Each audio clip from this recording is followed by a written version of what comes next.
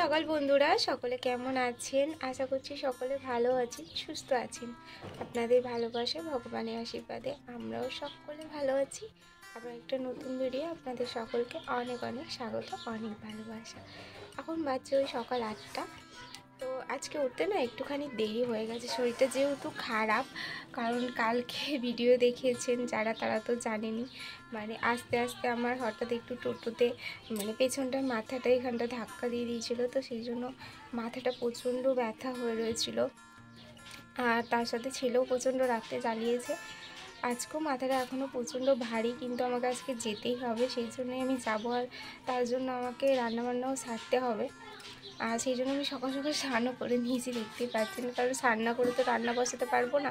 আর যেহেতু একটু উঠতে দেরি হয়েছিল, সকালবেলার কাজটা ঝটপট করে সেরে নিয়েছি। ক্যামেরা অন করে করতে পারিনি, কারণ ক্যামেরা অন করে কাজ করতে অনেকটাই টাইম লাগে, বুঝতেই তো পারেন যারা ভিডিও করেন। তো সেই জন্য আমি তাড়াতাড়ি করে ঘরের কাজবাজ সেরে নিয়েছি। ছেলেকে কমপ্লেন ভুলে দিয়েছিলাম, ওর ঠাম্মা খাইয়ে দিয়েছে। আর আমি একটুখানি চা মুড়ি খেয়ে নিয়েছি। চলো এবার রান্না করব। রান্না করে খাওয়া দাওয়া করে আবার বেরোতে হবে আমাকে টাইমের মধ্যে, তারপর ছেলেকেও একটু খাইয়ে দিয়ে যেতে হবে। তো চলুন ভিডিওটা দেখতে থাকুন, আশা করছি ভিডিওটা আপনাদের ভালো লাগবে। সকালবেলা বেশি কিছু রান্না করব না, অল্প কিছুই রান্না করব। আর একদম দুপুরেটাও করে নেব, কারণ আমি চলে যাব, মা বাবুকে তবু সামলাতে পারবে। আবার এদিকে রান্না করতে গেলে তাহলে বাবুকে আবার একজনকে কাজ বন্ধ করে সামলাতে হবে। তাই আমি দুপুরের আর সকালের রান্নাটা একবারেই করে নেব। ওইদিকে ভাত বসিয়ে দিয়েছি, আর ভাতের মধ্যে কৌটোয় করে একটু ডাল দিয়ে দিলাম। ওটা হচ্ছে ছেলের জন্য, ও ঝাল তরকারি খেতে পারে না, তো সেই জন্য একটু ডাল দিয়ে দিলাম। ডাল মাখিয়ে ভাতটা খেতে পারবে।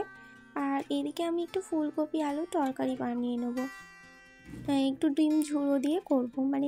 ডিম আছে তিনটে ডিম আছে, আমি বললাম আর আনতে হবে না। বাবা ফুলকপি আলু আর ঝুড়ো ডিম দিয়ে তরকারি খেতে ভালোবাসে, তো আজকে এইটাই রান্না করব। আর তার সাথে কিছু মটরশুঁটিও ছিল, দিয়ে দিয়েছি। মটরশুঁটিগুলো অনেক দিন থেকে রয়েছে, নষ্ট হয়ে যাচ্ছে, তার থেকে ভাবলাম কি তরকারিতে দিয়ে দিই, ভালো লাগবে। আর একটা ডিম ছেলের জন্য পোচ করে রাখবো, ও এইরকমভাবে ডিম ভাজাটা বেশি পছন্দ করে। তো আমি ডিমটা আর ঘেঁটে ভাজলাম না, একবারে পোচের মতো দিয়ে একটু উল্টে পাল্টে লবণ দিয়ে ভেজে রাখছি। ও ডিম ভাজাটা খেতে নয় বেশ পছন্দ করে। ডিম ভাজা হলে সেদিন ওর আগ্রহ থাকে যে আমি ভাত খাবো। আগে মাছটা পছন্দ করতো, মাছ হলে বলতো খাবো, কিন্তু এখন মাছটা অতটাও পছন্দ করে না, তো ওইটাই ডিম ভাজাটা পছন্দ করে। সবাইয়েরই সবসময় এক খাবার ভালো লাগে না, সেই রকম ছোটো বাচ্চাদেরও, ওদেরও ভালো লাগে না সবসময় এক খাবার খেতে। আর এই যে দুটো ডিমকে আমি একটুখানি লবণ আর হলুদ দিয়ে ঝুড়ো ঝুড়ো করে ভেজে নিচ্ছি। ফুলকপি আলুর যে ঝোলটা বানাবো সেটা এইরকমভাবে ঝুড়ো ঝুড়ো করে ডিমটা ভেজে নিচ্ছি, এইটা দিয়েই বানাবো। এটা নয় খেতে বাবা ভীষণ পছন্দ করে, তো ভাবলাম কি আর গোটা গোটা দিয়ে দরকার নেই, তার থেকে এটাই বেশি ভালো হবে। আর এটার টেস্ট কিন্তু খুব বেশ ভালোই হয়, সুন্দর হয়।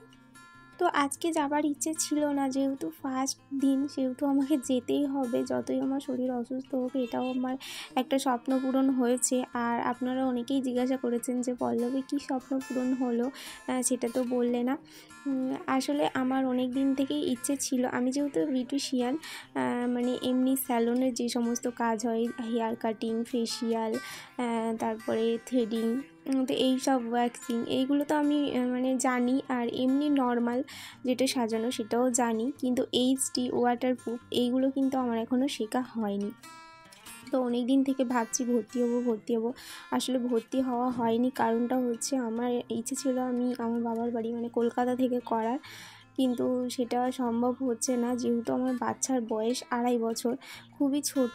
আর ও তো বেশি মামার বাড়ি যায় না, মামার বাড়ি খুবই কম যায়, আর থাকেও খুবই অল্প সময়। সেই জন্য ওর মামার বাড়ির লোককে খুব একটা চেনে না, যতটুকু ভিডিও কলে ওর মামা দিদুনদের সাথে দাদুদের সাথে কথা হয়, আর আর বাদ বাকি তো কাউকে সেরকম চেনেই না। আর সামনে থেকে দেখা আর ফোনে দেখা অনেকটাই তফাৎ। তো ওর ঠাম্মি দাদু বাবার কাছে যতটা থাকে, ততটা কিন্তু আমার মা বাপি দাদার কাছে আরে থাকবে না। তো সেই জন্যই আমার প্রবলেমটা, এখন আমি ওখানে শিখতে পারবো না, আর ওকে আমাকে রেখেই যেতে হবে, কারণ কাজের জায়গায় তো ওকে আমি নিয়ে যেতে পারবো না। ওকে নিয়ে গেলে তো কাজ হবে না, যেহেতু ও এখন একটু বড় হয়েছে, তো দুষ্টুমিটাও অনেকটা বেড়েছে, ওকে তো আর এক জায়গায় বসিয়ে রেখে কাজ করতে আমি পারবো না। তো সেই জন্যই আমাকে বাধ্য হয়ে এখানে ভর্তি হতে হলো। যাই হোক, এখানেই আমি ভর্তি হয়েছি। মোটামুটি এখানেও ভালোই শেখাবে, সেটাই খোঁজখবর নিয়ে আমি ভর্তি হয়েছি। তো আপনাদের সাথে কথা বলতে বলতে আমার প্রায় রান্নাটাও কমপ্লিট। তো আমার স্বপ্ন পূরণের কথাটা আপনারা জেনেই গেলেন, আপনাদেরকে আমি বলেই দিলাম। অবশ্যই বলবো, কেন বলবো না, আপনারা তো আমার একটা পরিবারই, তাই না? যেহেতু প্রত্যেক দিন আমি যা করি, আমার লাইফস্টাইল মানে আমি সকাল থেকে রাত পর্যন্ত যা যা করি সবটাই আপনাদের সঙ্গে শেয়ার করি, আর এটাও অবশ্যই শেয়ার করতামই। তো কালকে বলা হয়নি, আজকে বলে দিলাম। এটাই আমার স্বপ্ন পূরণ হলো। আমি ভর্তি হয়েছি, আজকে আমার ফার্স্ট ক্লাস। আপনারা আমাকে আশীর্বাদ করুন, ছোটরা আমাকে ভালোবাসা দাও, যাতে আমি মানে ভালোভাবে শিখতে পারি কাজটা এবং ভালোভাবে করতেও পারি। তো এখন এই যে খাওয়া দাওয়া করে নিয়েছি, আর আজকে রান্না করেছিলাম টক ধনেপাতার চাট, আর তার সাথে ফুলকপি ডিম আলুর একটা তরকারি, ব্যাস এইটুকুই রান্না করেছি। আর আমি এখন রেডিও হয়ে নিলাম, তার সাথে ব্যাগপত্রও গুছিয়ে নিলাম। তো একাই বেরিয়ে যাচ্ছি, আজকে আমি একাই যাব। আর ফার্স্ট টাইম আমি ওইখানে গিয়েছিলাম, তাই জন্য আমার হাজব্যান্ড আমাকে প্রথম দিন নিয়ে গিয়েছিল, আর এটা হচ্ছে সেকেন্ড ডে। তো আমি একাই চলে গিয়েছিলাম, বাড়ি থেকে প্রায় 1.5 ঘন্টার মতো সময় লাগে বাসে করে। ওইখানে যাওয়ার পর ক্লাসে কিছুক্ষণ ক্লাস করার পর ম্যামের সঙ্গে আমি গিয়েছিলাম একটা জায়গায় সাজাতে। তো ম্যাম বললেন যে পল্লবী যাবে, কাছেই সাজানো আছে। আমি বললাম ঠিক আছে, চলুন তাহলে যাই। তো দুটো সাজানো ছিল, আজকে হচ্ছে পার্টি মেকআপ ছিল। তো আমি এই যে এই দিদিভাইয়ের মেকআপটা দেখেই চলে এসেছিলাম, কারণ অনেকটা সন্ধে হয়ে যাচ্ছিলো আর আমার ফিরতেও অনেকটা রাত হয়ে যেত। তো সেই জন্য এই দিদিভাইয়ের মেকআপটা দেখেই শুধু চলে এসেছিলাম, আর অন্য কিছু মানে হেয়ার শাড়ি পরানো কিছুই হয়নি। তখনই আমি বাড়ি চলে এসেছিলাম, আর স্ট্যান্ডে আমার হাজব্যান্ড আমাকে আনতেও গিয়েছিলো, সন্ধে হয়ে গিয়েছিলো বলে। আর আসার পথে এই যে একটুখানি মোগলাই নিয়ে আসা হয়েছিল। এই একটু আগে আসলাম, এসে একটু খাওয়া দাওয়া করলাম। ওই যে ও তো আনতে গিয়েছিল নগরে, তো ওর একটা বন্ধুর সঙ্গে দেখা হয়েছিল, বাবুকে কিনে দিয়েছিল মোগলাই। তো সবাই মিলে একটু করে খেলাম, ও তো খেতে পারবে না, আর আমার একটু খিদেও পেয়েছিল, তো সেই জন্য একটু খেয়ে নিলাম। আর আজকে মা আবার চাল বেটে রেখেছে, আমাকে এখন পিঠে বানাতে হবে। মাথাটা ভীষণ যন্ত্রণা করছে। ফ্রেশ হয়ে নিলাম, এবারে আমি পিঠেগুলো বানাবো। এখন 8টা বাজতে যাচ্ছে, তো চলো কি পিঠে বানাই। মোগলাইটা হচ্ছে আমার হাজব্যান্ডের এক বন্ধু আমার ছেলেকে কিনে দিয়েছিল, ও তো আর খেতে পারবে না, সবাই মিলে একটু একটু করে খেলাম।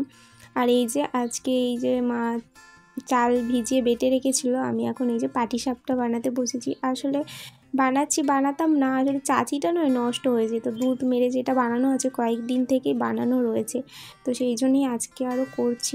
বাবা বলছিল থাক না, যদি করতে পারিস কালকে করবো। বললাম না না ঠিক আছে, আজকেই করে ফেলবো, আর অল্প কটাই বানাবো, বেশি না, আর চাচিটা নষ্ট হয়ে যাবে, দুধটা তো অনেক দিন থেকে মারা আছে না, সেই জন্য। আর ফ্রিজ থাকলে তো কোনো অসুবিধা ছিল না, যেহেতু ফ্রিজ নেই।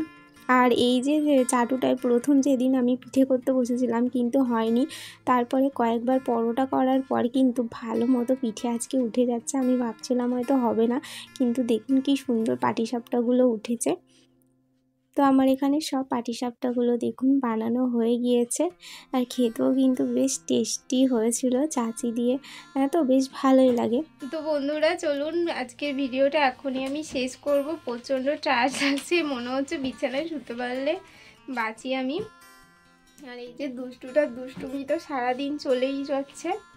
আবার এসে তো অনেকগুলো পিঠে করলাম বসে বসে, তো পাটা মানে প্রচণ্ড ব্যথা করছে, অনেকক্ষণ দাঁড়িয়েও ছিলাম এখানে। আর তার সাথে তো মাথাটা প্রচণ্ড ধরে রয়েছে, আর এই দিকটা তো ব্যথা করছেই। তো চলুন বন্ধুরা, আজকে ভিডিওটা এখানেই শেষ করছি। ভিডিওগুলো কেমন লাগছে অবশ্যই কমেন্টে জানাতে ভুলবেন না। যদি ভালো লেগে তাহলে একটা লাইক করে আমার চ্যানেলটিকে সাবস্ক্রাইব করে এই ছোট্ট পরিবারটির পাশে থাকবেন। সবাই ভালো থাকবেন, সুস্থ থাকবেন। Tata, bye bye, good night.